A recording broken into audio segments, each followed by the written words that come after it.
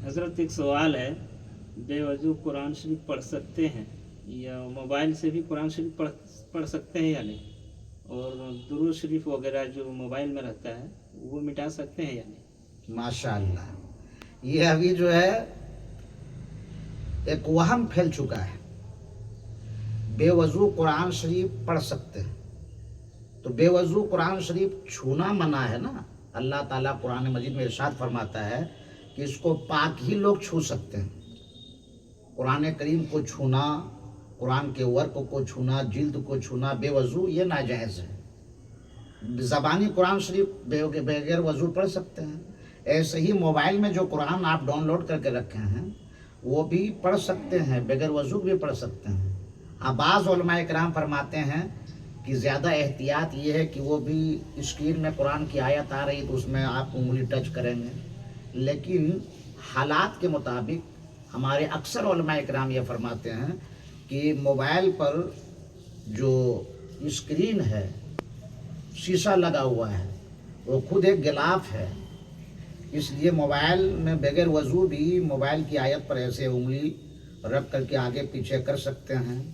एक वहम ये फैला हुआ है कि मोबाइल में अक्सर जो दुरूद शरीफ और आयत आती है मेमोरी भर चुकी है तो अब उसको डिलीट कर सकते हैं कि नहीं। बाद लोग तो ऐसे भी हैं कि हदीस भी बयान करने लगते हैं कि क़यामत करीब है इसलिए कि कुरान की आयत मिटाई जा रही है, दुरूद शरीफ मिटाया जा रहा है। कैसा कैसा वहम है, जबकि हुजूर सल्लल्लाहु अलैहि वसल्लम के ज़माने में मोबाइल नहीं था।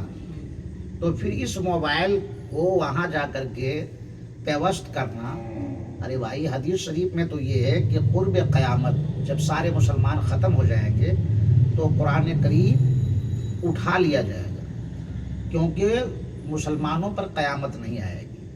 रह गई बात कि डिलीट करना, बिल्कुल जायज़ है, कोई हर्ज नहीं है। जब मेमोरी भर गई है तो उसको हम हटा सकते हैं।